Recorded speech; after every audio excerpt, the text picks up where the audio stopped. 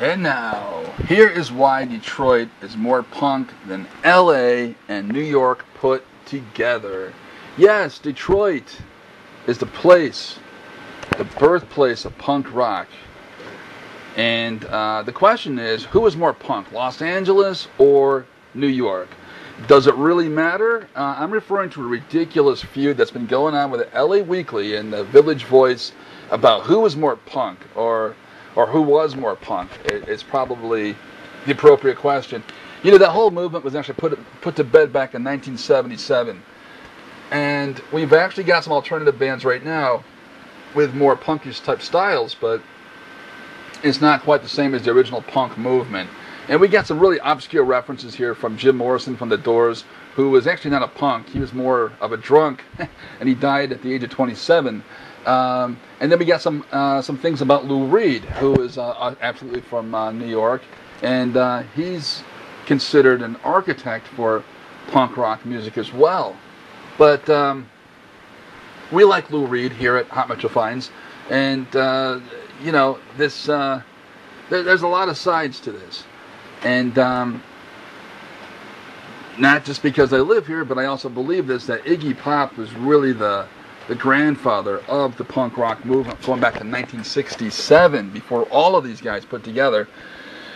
And Iggy had a little band called the Stooges, and he was actually born in Muskegon, Michigan, which is where I'm actually from, and he moved to Ypsilanti, or Ann Arbor, depending on who you ask. And it was there he actually saw Jim Morrison and The Doors, and he was really influenced by that concert so much that he started his own band called the Stooges. And the Stooges actually played in Detroit at the Grande Ballroom. That whole scene, you had the MC5, which stands for the Motor City 5, and of course their classic album Kick Out the Jams with Wayne Kramer. That whole thing is actually considered the basic building blocks of punk rock music.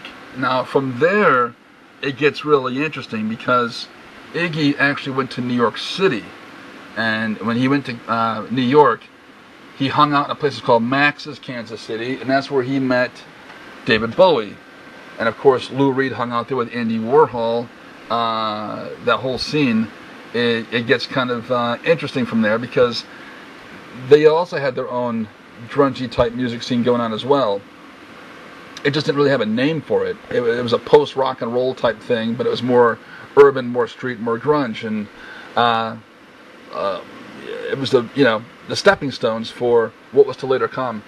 And from there you get like the New York Dolls, and you get Television, and you get the whole CBGB's crowd with the Ramones, 1974. We explored this in this article and kind of explain what happened, because the punk movement's really is kind of cool. It's a movement that really kind of started in its roots in Detroit, but it moved to New York, and New York had its own scene.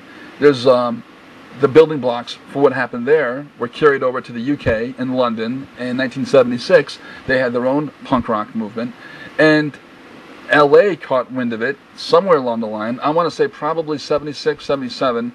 They had their own music scene taking off at a very grassroots level in San Francisco as well as Los Angeles. And so you got all these different things going on. What, you know, who's first, who's last, the difference does it make.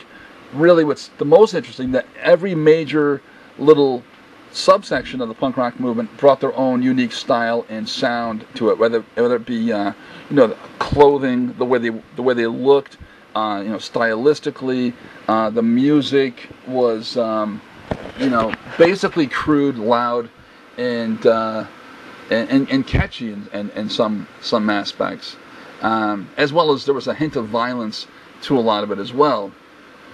But it's pretty interesting stuff, and we explore that in this article, and it gets pretty interesting. So we've quite a history. You're looking at a lot of places, and Detroit in particular.